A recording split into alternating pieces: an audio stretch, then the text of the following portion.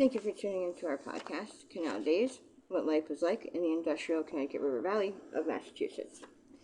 I'm your host, Carrie, and joining us today is Holyoke's very own local historian and creator of the historical tours of Greater Holyoke, Robert Como. He personally offers and leads public and private tours, as well as presentations of historical sites within communities throughout the state of Massachusetts. Currently, the communities he has chosen to focus on this year are Holyoke, Chicopee, South Hadley, and East Hampton, and also Granby and Amherst as well.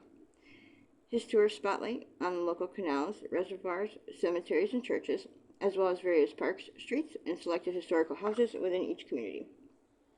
In today's episode, we will be discussing the burial grounds of Amherst through time. So tell us about Amherst cemeteries. There's only 4 of them. They're all Protestant. There's no Catholic cemeteries in town. And I'll explain that along the way. And I'll explain how well kept they are. And also why only 4. I mean, some communities have 8, some have 10, some have 15. You have a paltry number of 4, and they're all Protestant.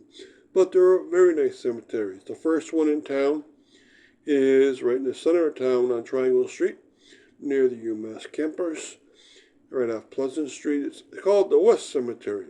And the most famous burial of all inside there is Emily Dickinson, the poetess from Amherst. She is buried with her family, and this is by far the most popular cemetery of all because people want to visit her gravesite.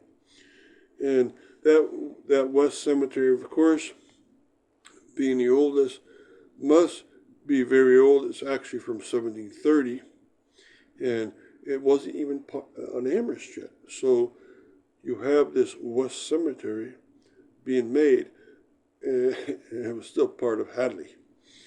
Okay, but the other 2 came around, and they came around by town decree. They came around in the year 1818.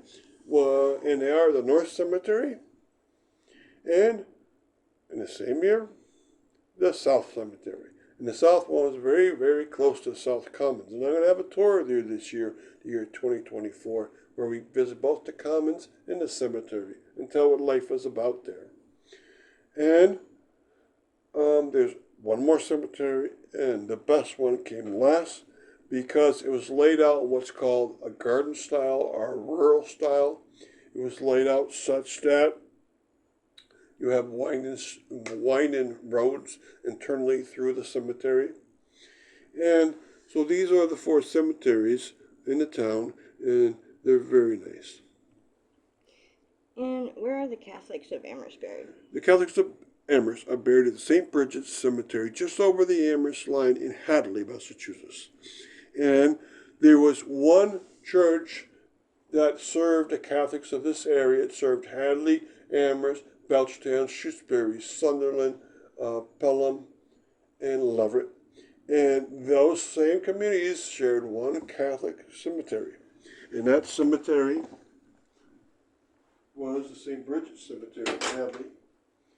And it's not a very big cemetery, but the amount of Catholics in those seven communities was not very high. In fact, they really didn't go that high until you started getting a lot of immigrants working in the mill towns around western Massachusetts. Then they started a bit going to Amherst and Hadley, so forth. So, sure, there's no Catholic cemeteries officially in Amherst, but the St. Bridget's Church is in Amherst, and the cemetery is just over the line. And really quick before we continue with our interview, just to fill our listeners in, to find out more information or if you're interested in signing up for any of his various tours, check out his website at holyokecanaltour.org. And there you can find videos and podcasts of the stops along of each of his tours, as well as photos and text of the historical sites throughout as well. And for private tours and other inquiries, you can email him directly at bobcat4214, capital B, @yahoo.com. And his tours make for fun, educational, outdoor activities for families and group parties. So getting back to our interview, are Amherst cemeteries well kept? They're very well kept. The private one, the Wildwood Cemetery, is extremely well kept. And also they have a beautiful website. The other 3 cemeteries, which are town-owned, are also well kept. and there's beautiful trees planted in each one of those, as in Wildwood. And also, the town maintains a web page where you can actually go to the grid and type in a last name and see if it's buried in one of these Protestant cemeteries, the West Cemetery, the South, and the North. And that's great. So not only are they well kept and maintained and beautiful to start with, they also have a nice web page to help you find relatives. And why aren't there more cemeteries? Okay, a very rural location like Amherst, no more cemeteries. Why aren't there family cemeteries? Why aren't there other churchyard cemeteries? Well, not many other churches went to Amherst. You have the Congregational Church go in there, you have the Catholic Church, but you don't have a Baptist church.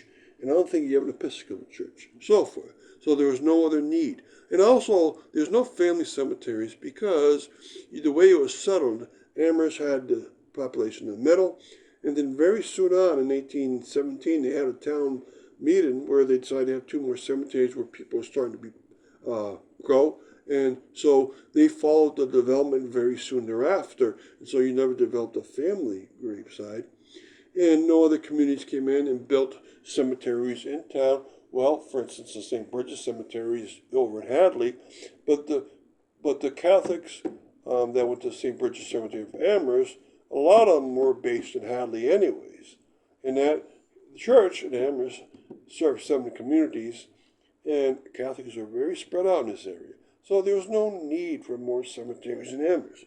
And maybe good luck, because when the University of Massachusetts needed to be put in by the Boston government, they decided upon Amherst. It didn't have any blockage of land due to cemeteries in the area. That might have been a great help. And thank you, Robert, for educating us on your tours. And we want to thank our listeners for tuning in. And check out a large selection of our other podcasts at his website, as well as on SoundCloud.com. And be sure to stay up to date with new podcasts and videos posted daily. Thank you, and hope you join us again. And his tours spotlight the local canals, reservoirs, cemeteries, and churches, as well as various parks, streets, and selected historical houses within each community.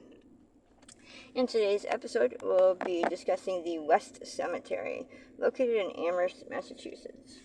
So, describe to us the layout of the West Cemetery. All right. It's a typical old-time Protestant cemetery, and so thus you can see certain things within it. There is a burial tomb for temporary burials during the winter, one location, and that's on the what looks like the front entrance, was really the back entrance of where most people went in the old times. Also, there's a potter's field towards the back right, and there's an African American section. And we'll talk about the history of this cemetery and a famous person that's buried here, and also about the African American section. And I built up a lot of webpage information for you with lots of pictures. And I tell you where it's located. That is on Triangle Street, and that it started up in 1730. It's on the National Register, and Walter Corbin has this as one of the cemeteries he's gone through with his index cards and mapped out where each of the stones were in the 1930s. All right, and there's many people that are famous in the history of Amherst buried inside of here. Now, on the true front gate off of the main street, they have a plaque that says West Cemetery, and it has a gridded map that shows you each of the different locations that they consider important. Now, towards the Triangle Street section in the back is the 1870s plots or section. The Dickinson plots right towards the middle. The African American section is more towards the right midsection.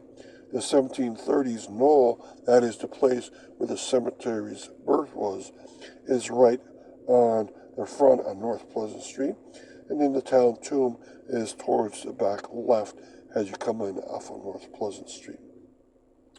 And I've also put in a very old map so you can get a sense of what the cemetery must have looked like in 1870.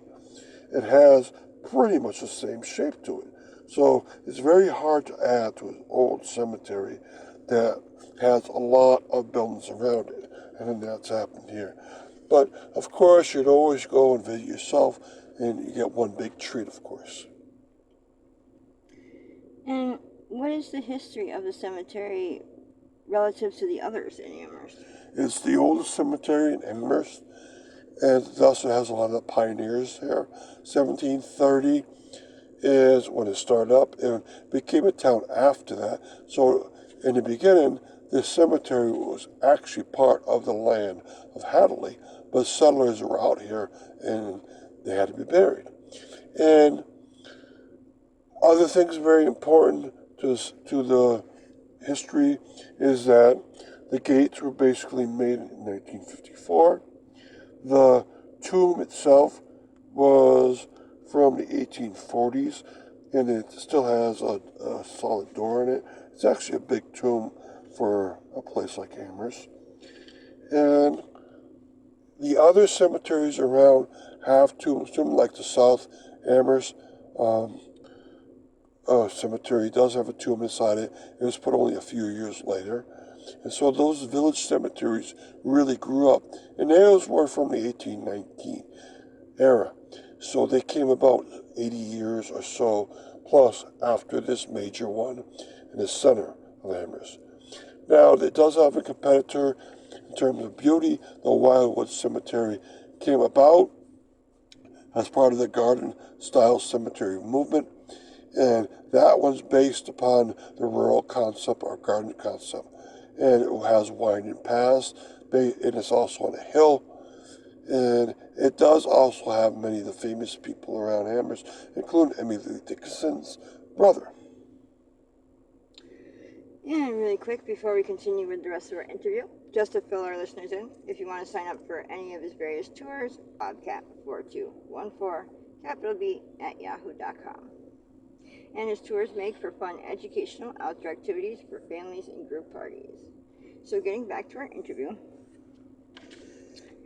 can you illustrate for us what the Emily Dickinson grave section is like? Oh, it's surrounded by a wrought iron fence around it itself, and it's the only one like that inside of the West Cemetery. It probably is an addition because it had so many visitors to it that they wanted to keep people away from Emily's gravestone. So Emily's gravestone is here, and she's with her sister, Lavinia, and also with her father, Edward, and one of her other brothers, Samuel. All right, and they're all four big gravestones right next to this wrought iron fence. You can actually go into that area because there's a gate for that fenced area. But they position it so it's hard to touch the front of the gravestones. And of course they're doing this so that you can save wear and tear on Emily Dickinson's stone. Of course, she's one of the most famous persons in the whole world because of the gorgeous and exquisite poems that she wrote. And she's very heavily visited. And of course, I just mentioned her brothers in another cemetery.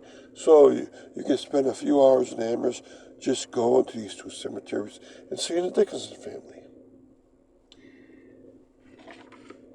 And educate us on the Afro-American burial section and describe it to us.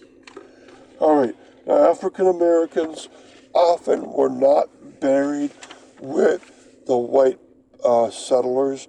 They had a special section for themselves, often near the potter's field, almost always in the back right.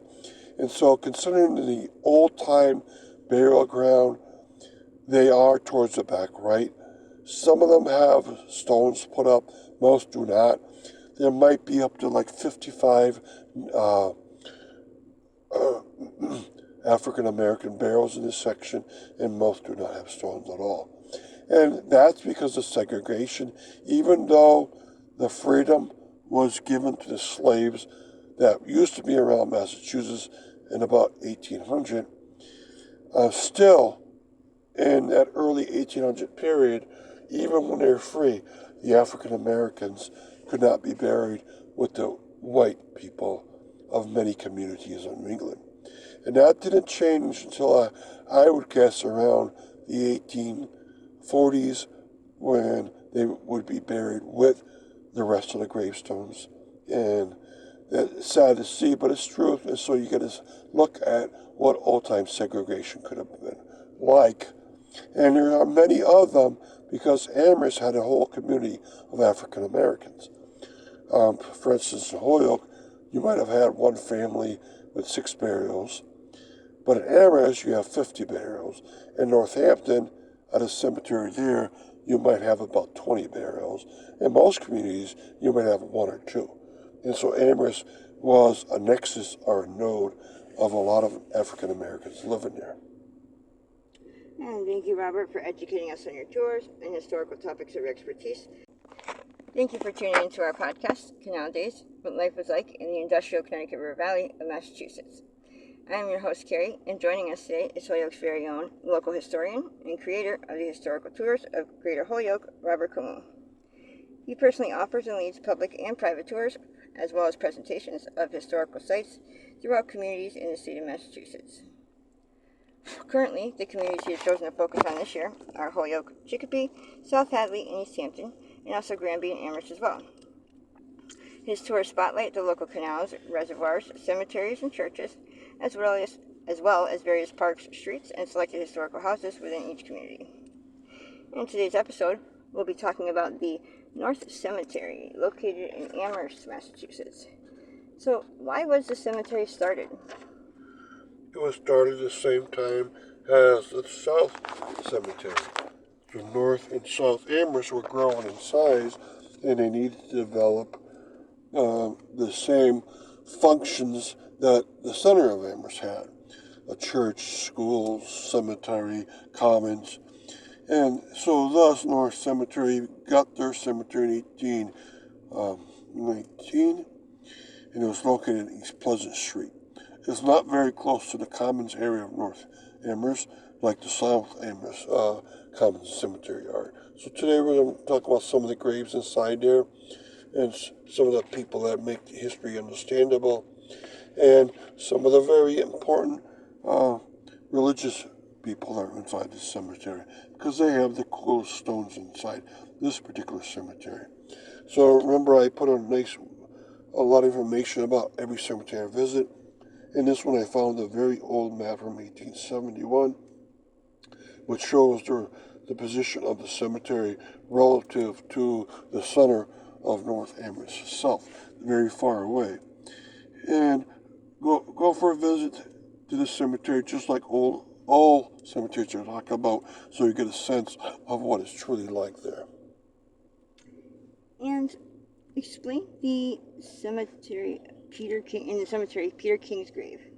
Okay, this is a cemetery crypt that's the door is above ground, but the rest of the burial unit is either below ground or covered by earth in the very back. So it's like a crypt or a mausoleum or a tomb, right? And so you almost get the sense, is this a former tomb that was bought out by the King family and taken over? Or is this something else? So it's very hard to figure out at this point, because it could be either. And my guess is that it's actually it actually started out as a temporary burial tomb for this family, and it wasn't being heavily used, so Amherst sold it, and the King family bought it out. And Peter King's buried there with his wife and his son. And I think that's what it is. But there's also the possibility that the King family wanted a tomb of their own right from the start. And so I want to be able to explain it. And both cases happen very frequently. So who knows? And there's also a case that tombs never got bought out, and they still exist with a lot of cemeteries. So it's hard to explain. One thing that's going for the case that it was made for a family is that it's very small and low to the ground, and that's very typical of ones made directly for family. So that's the best I can say at this point. And really quick, before we continue with the rest of our interview, just to fill our listeners in, if you want to sign up for any of his various tours or find out more information, you can check out his website at hoyokecanaltour.org. And there you can find podcasts and videos of the stops on each of his tours, as well as photos and text of the historical sites throughout as well. And for more information or to book a private tour, you can email him directly at bobcat4214, capital B, at yahoo.com. And his tours make for fun, educational outdoor activities for families and group parties. So getting back to our interview, what did Walter Corbin do for the cemetery? He is a person that was a professional genealogist, and he went around to many cemeteries around the Connecticut River Valley of Massachusetts to figure out who was buried where. He copied down notes about every row and every old part of every cemetery. And he came to, for instance, Granby, South Hadley, Northampton, Amherst, and towns way beyond those. And he was so prolific that most professional genealogists, or serious genealogists in Massachusetts and New England, know his name. He himself had a lot of help from his wife. He is buried in Northampton himself, but he did a lot of genealogical work for people. He'd make family trees for them. And he collected a lot of birth, marriage, and death records also from towns and city halls around the Connecticut River Valley. So during the 1930s and 40s, when he was very active, there are now lots of collected information from the point of the birth of Massachusetts up to the 1930s. And so Walter Corbin's information is now available on the internet. Finally, about 8 years ago, his work was fully scanned and it's been placed onto the internet. It's mostly on FamilySearch.org, and I use this many times a year. And you should too, if you're a very serious genealogist. Now, what did he do for the North Cemetery of Amherst?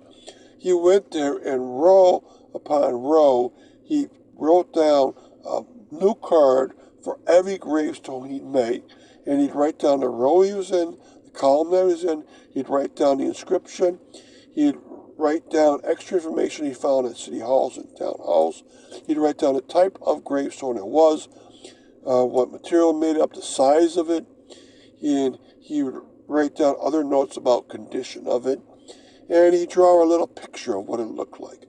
And so thus, if there's missing gravestones around the North Cemetery, you can actually figure out what they said, what they looked like, and what they're made of when the stone is long gone. So for a lot of cemeteries, and especially for the ones Amherst, South Hadley, Granby, and Northampton, he did superb work. And it's only the old parts, so keep that in mind. And who is Reverend William Hunt? All right, he is not only the Reverend of the North Amherst Congregational Church, he also has probably the coolest looking gravestone in this North Cemetery. And his wife is buried right next to him. Her tombstone, as of this year, is on the ground. Carolyn, she was born in Bradford, and she died, born 1800, died 1862.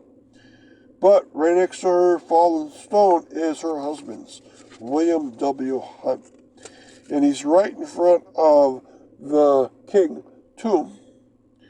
And it tells you a little bit about his history. The Reverend Hunt was born in Belchertown, September 7th, 1796. He graduated from William College in 1820. He studied theology at the Theological Seminary of Andover and was ordained a pastor over the Congregational Church in North Amherst in 1827, in which he was not only ordained there, but took over the role as head minister. And then he died in 1837, and then it has a big biblical scripture engraving written below it. So it gives a lot of great information about this person who basically started up the Congregational Church of Amherst, and his wife and his daughter are buried right next to him. This is one of the highlights there because of all that is explained about him. And thank you, Robert, for educating us on your tours and historical topics of your expertise. And we want to thank our listeners for tuning in. And you can check out a large selection of other podcasts on his website, as well as on SoundCloud.com. And be sure to stay up to date with new videos and podcasts posted daily. Thank you for tuning in. Thank you for tuning in to our podcast, Canal Days, What Life is Like in the Industrial Connecticut River Valley of Massachusetts. I am your host, Carrie, and joining us today is Holyoke's very own local historian and creator of the historical tours of Greater Holyoke, Robert Como. He personally offers and leads public and private tours, as well as presentations of historical sites within communities throughout the state of Massachusetts. Currently, the communities he has chosen to focus on this year are Holyoke, Chicopee, South Hadley, and East Hampton, and also Granby and Amherst as well. His tours spotlight the local canals, reservoirs, cemeteries, and churches, as well as various parks, streets, and selected historical houses within each community. In today's episode, we'll be discussing the Wildwood Cemetery, located in the community of Amherst, Massachusetts. So, what style of cemetery is the Wildwood? Wildwood Cemetery is a garden-style cemetery, also known as a rural cemetery. In this cemetery, they try to make it look natural, and this one succeeds to the highest degree in that sense because it's quite rural, away from the busy streets of Amherst, and it also looks like it's in nature and looks like a garden at the same time. It's right in with the natural trees as they were, and it's over rougher terrain on purpose.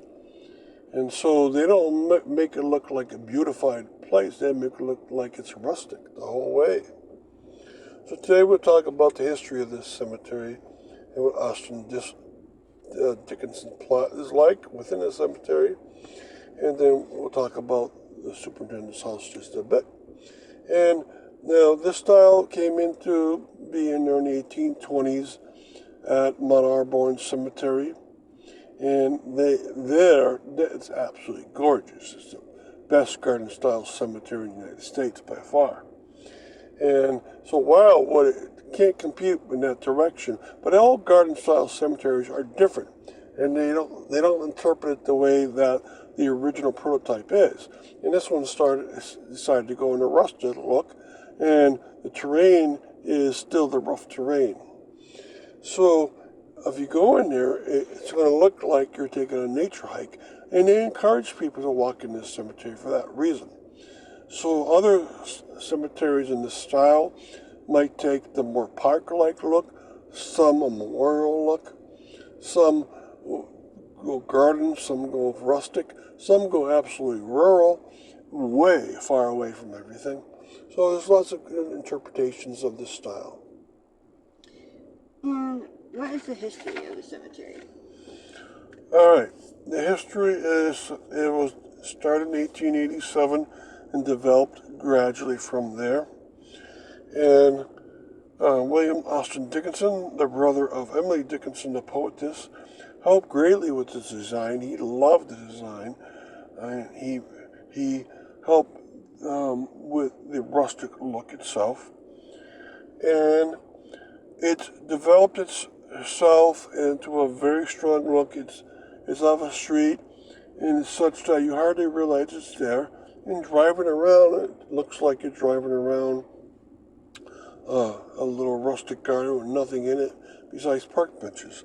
But yet there's gravestones all over the place. Now it's a private cemetery, so it has an association that runs it. It's located off Strong Street, and it has a nice plat map to it where you can actually figure out where each one is. And as you wander around, you might come to like it very much. There's a house inside of it, and that house was built before the cemetery itself. The house was built in 1790, and it was at first owned by a member of the Dickinson family, but no connection to Emily Dickinson's family that I could find so far. And it itself is kept in very good care. It's become part of the cemetery as being the superintendent's house still. And really quick, before we continue with the rest of our interview, just to fill our listeners in, for more information or to sign up for any of his various tours, you can check out his website at holyokecanaltour.org. And there you can find videos and podcasts of the stops along each of his tours, as well as photos and text of the historical sites throughout as well. And for private tours and other inquiries, you can email him directly at bobcat4214, capital B, @yahoo.com. And his tours make for fun, educational, outdoor activities for families and group parties. Getting back to our interview, what is the Austin Dickinson plot like? The Austin Dickinson plot is very unusual. It faces into the woods off of slope going in the direction of the woods. So you don't even know it's there unless you walk around the outer perimeter and then you realize Austin Dickinson's there. Now his plot himself, for his gravestone, what he chose was a large rock. And on that rock is a plaque, William Austin Dickinson, and information about his life. Now, his wife and his children are buried behind it, and they use ledger gravestones, which are flat, large gravestones flush with the ground. And there they have information about the children and the wife herself. So it's a very nice arrangement, and it's one of the nicest gravestone setups within this beautiful Wildwood cemetery. Now, if you connect yourself to find a grave, they have a picture of Austin Dickinson, which is awesome. And so this could be a good experience. Emily Dickinson's not buried here. She's buried with her parents in another cemetery. So just him. And what is the area around the superintendent's house like? All right, and around the superintendent's house, there's a special garden where, based on the flower garden concept, and it was made by a couple of people. It's quite nice looking. Then the house itself is very old, 1790 house, still used as superintendent. And around there is maintenance equipment. They keep it such that the house blends very well into the rustic look of the cemetery itself. And then they have a very gentle slope upward from that area into the different parts of it. And there's three ways you can go. You can go out by superintendent's house, out of the cemetery, out to the road, Amity Street. You could also go up a gentle hill to see where the main body of the cemetery. Or you can travel off towards the left or north, and there you go by that flower garden, and you go by another little garden, which is mostly bushes and has a little walkway through it. So it's all very well maintained, and all of it adds into the sense that you're in a beautiful cemetery, a nice rustic look throughout. And thank you, Robert, for educating us on your tours and historical topics of your expertise. And of course, we want to thank our listeners as well. And check out a large selection of our other podcasts at